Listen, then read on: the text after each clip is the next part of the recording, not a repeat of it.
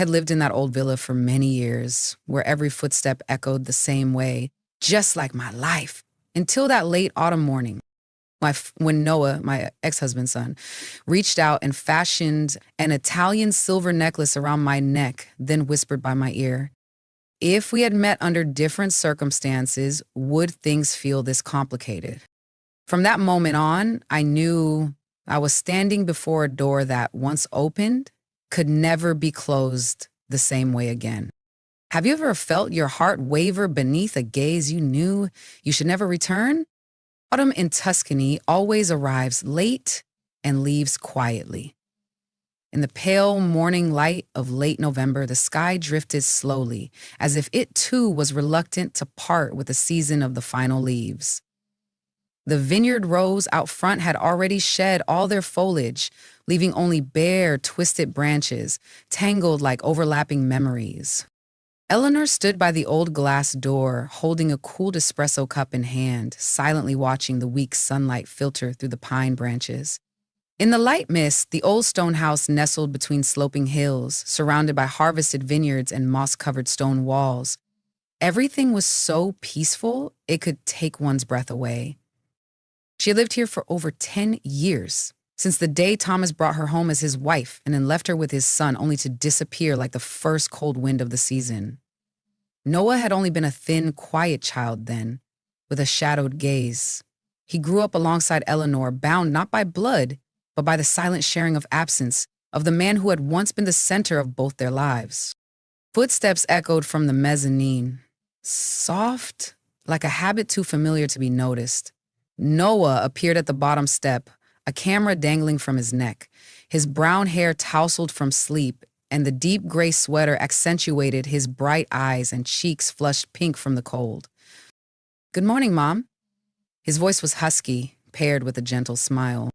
Eleanor responded with a nod and a faint smile, almost unconscious. Noah walked over, poured a fresh cup of coffee, then suddenly said, "The weather's beautiful today.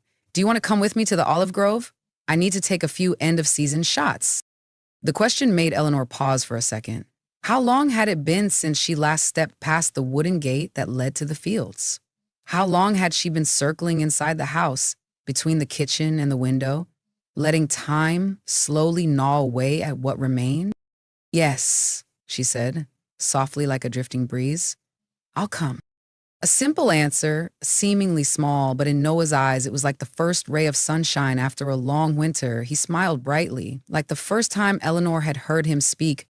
They put on coats, wrapped scarves, and walked across the stone courtyard now darkened with moss, their footsteps echoing like an old song.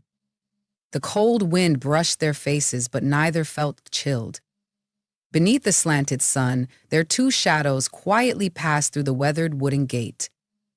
The threshold between a house and a field of memories now beginning to stir again. In the distance, rows of olive trees swayed gently in the wind, and Eleanor, after so many years, finally stepped back into life, not as the abandoned wife she had once been, but as a woman learning to breathe again. Beside her was a son, not born of her body, yet tied to her as if part of her own ribcage. The stone path leading from the old house to the olive grove twisted like an old memory, dotted with moss and scattered with dry pine needles. The morning air was so still that every step echoed into the quiet of nature, leaving Eleanor momentarily breathless. She couldn't remember the last time she had walked this way. Perhaps it was many years ago, when she was still searching for a reason to hold together a crumbling marriage. But today, ahead of her was Noah, the young man with his father's solemn face, but eyes entirely different. Those eyes were bright, capable of looking deep, and held a kind of gentle stillness. He stopped beneath a large olive tree where the light filtered through its leafless branches and spilled across the grass in soft, faded beams, like stained glass suspended mid-air. "Stand here, Mom," Noah said, lifting his camera, his eyes following the frame as if sketching a picture in his mind. "I want to capture this light. It's beautiful, and so are you." Eleanor gave a faint smile, unsure whether he was joking or sincere. Still, she stood quietly, her hand gently gripping the edge of her sweater, her gaze fixed toward the distant vineyard, where rows of gray wooden stakes stretched like a late-season choir. The sound of the shutter echoed, just a small noise, but it struck something deep inside her. Suddenly, Eleanor didn't feel like the woman who had endured years of silence and long solitary nights. In the lens of Noah's gaze, she saw herself again, not as a stepmother or the one left behind, but as someone alive. And did you know, Noah said after a few shots, that every time I photograph an empty scene, I imagine you in it, standing by a window, sitting on a wooden bench, or just a silhouette walking through the mist. Eleanor turned to look at him. There was nothing in his eyes but a disarming sincerity. She felt something stirring, not a feeling that crossed boundaries, but a depth of understanding that reached long-forgotten layers of emotion. She asked softly, "Why me?" Noah didn't answer right away. He lowered the camera, still looking at her. "Because you are the quietest part of my life." Eleanor turned away, her throat suddenly dry like she had just swallowed a breath of cold wind. She had never thought she could become the center of someone's world. Not after so many years of being a support, a background figure, or a nameless presence in someone else's story. Noah resumed taking photos. He didn't ask her to pose, didn't direct her. He simply captured her as she was, standing in silence among the wind, the fading olive trees, in a morning that seemed ordinary, yet stirred her heart in a very different rhythm. As the sunlight grew harsher, Noah lowered the camera and approached, offering her a small bottle of water.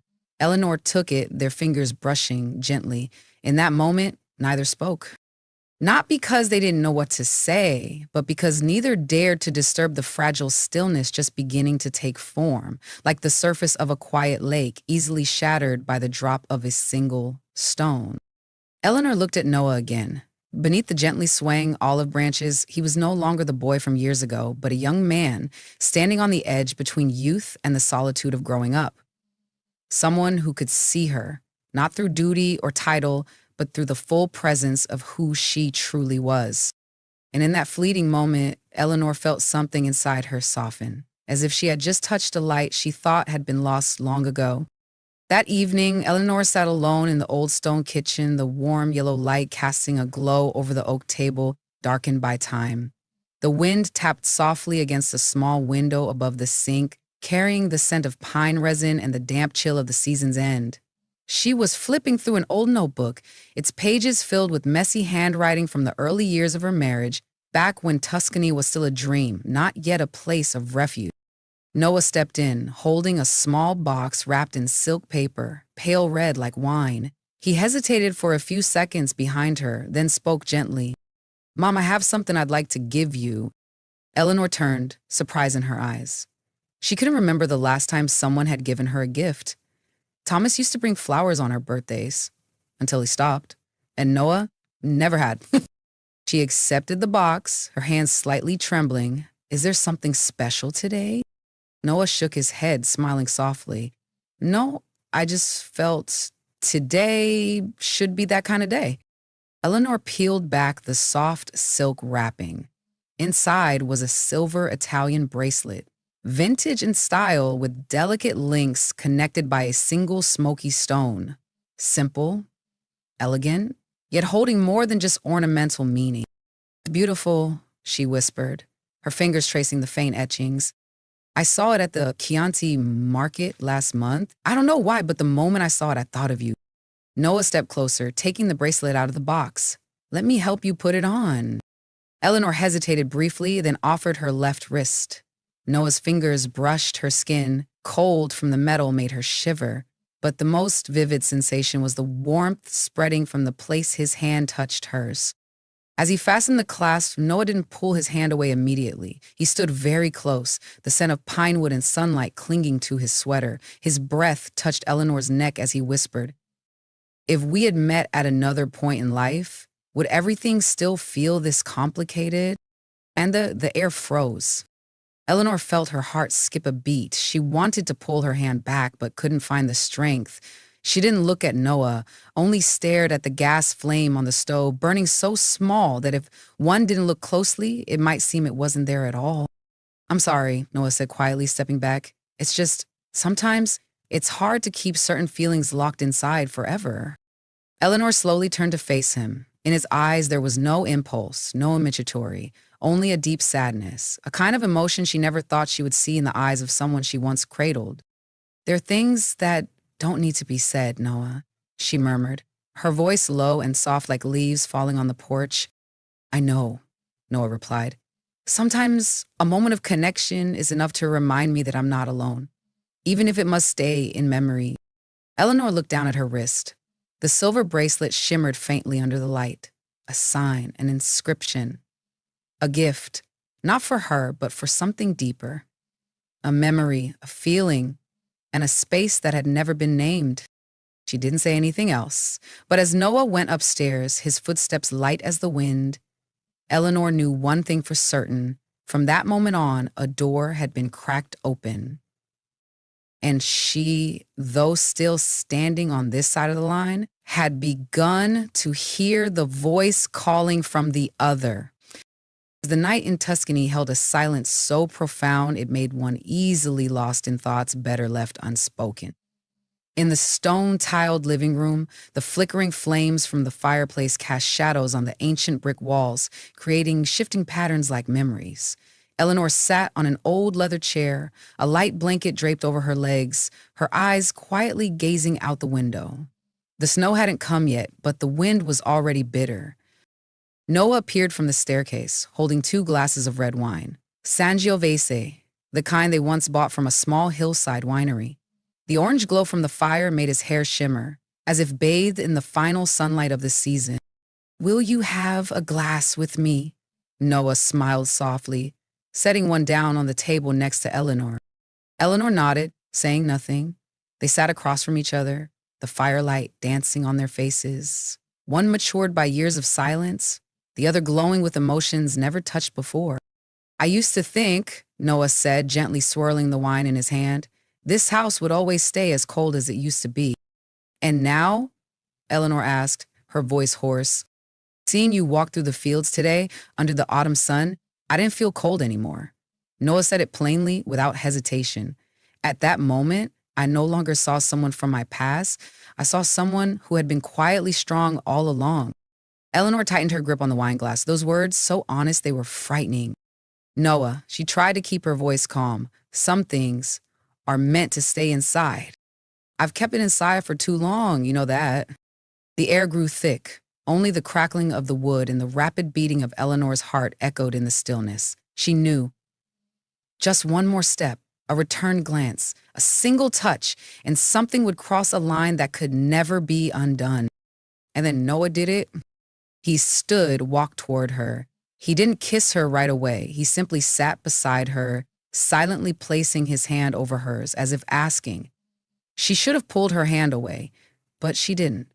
She let it rest there, as though following some distant, unspoken instinct. I don't know what this feeling is, Noah said softly, but it scares me more than it comforts me. Eleanor turned to look at him. His face was so close she could see every flicker of his long lashes in the firelight. When his lips touched her cheek, soft, slow, almost weightless, she didn't pull away. She closed her eyes, as if hearing a sad song rising from within her. That silence between them stretched longer than it should, but no words followed, unsettling and quiet. A trail of red wine tipped over from the glass on the table, spilling onto the white tiles, like a sign that something had just slipped out of control. Eleanor opened her eyes and looked at Noah. She didn't smile, but she didn't speak either. Her lips parted slightly, as if to say, "Don't continue." But her eyes betrayed her. Noah understood. He reached out as if trying to hold on to a fleeting warmth, but Eleanor gently stepped back. Not rushed, not forceful, but carrying all the yearning both had never dared to acknowledge. Eleanor stayed still, overwhelmed by the weight of unspoken emotions neither of them fully understood, and in that moment all boundaries melted away. In the flickering firelight, Eleanor knew they had wandered too close to a place neither belonged, and now they both knew it. And sometimes, even silence can speak too loudly when left unanswered. The next morning, the first light of day filtered through the mystic glass, slanting into the old stone kitchen. Eleonora stood alone at the sink, a cold espresso cup in her hand.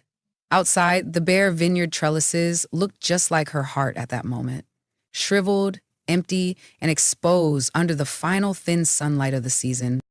There were no footsteps from the loft, no familiar good morning. The house was steeped in a terrifying silence, not the peaceful kind of Tuscany, but the kind that comes when someone has just lost themselves.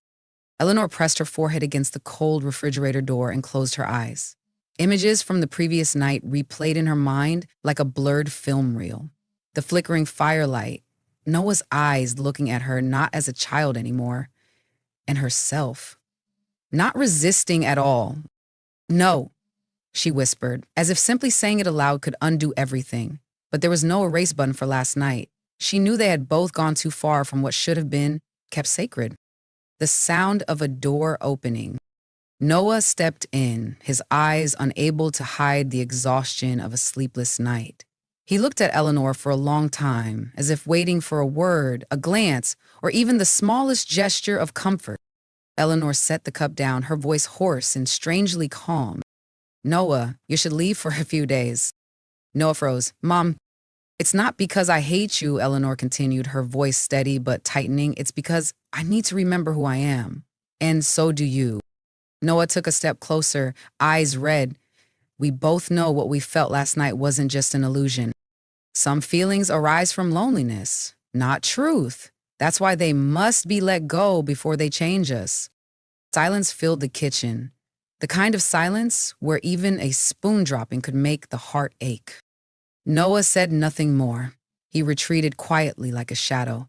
Only when the door clicked shut behind him did Eleanor collapse onto the kitchen counter, burying her face in her hands. She didn't cry. She only breathed hard, as if trying to expel the sorrow from her body. Outside, the autumn wind stirred the last pine needles. Eleanor lifted her head and looked through the window. On the stone path running through the vineyard, Noah's shadow stretched long, quiet and resolute. He didn't look back. Eleanor knew what she had lost wasn't just a moral boundary. It was a fragment of courage that had once helped her stay balanced through many lonely winters. Last night, she had let her heart override her reason, had allowed the instinct of a woman longing to be seen and loved to take the lead. And now, as reason returned, it didn't scold her. It simply withdrew, leaving behind a consequence she alone would have to bear. On the kitchen table, the silver bracelet from the Chianti market still lay there, silent, shimmering, and haunting. Weeks had passed since that morning. Autumn in Tuscany was nearing its end. The yellowing hills were now covered in a thin layer of morning mist. The bare, dried vines clung to their trellises like memories unwilling to let go. In the old stone villa, Eleanor had returned to her slow rhythm of life. Brewing espresso each morning, tending the small vegetable garden behind the house, and walking alone along the leaf-covered trail. No one mentioned Noah. No one asked where he had gone, and no one answered. But everything in the old house had changed. The streaks of light filtering through the windows in the afternoon brought back memories of his gaze that day. The silver bracelet still lay in the kitchen drawer, carefully wrapped in a white linen cloth, never worn again. Every corner of the house seemed to hold a whisper left unfinished, a lingering breath. Eleanor no longer cried. Sorrow, once it had seeped into the stone walls and the folds of her clothing, became quiet. She went on living because she couldn't stop, but inside her, a door had opened, and no one could close it again.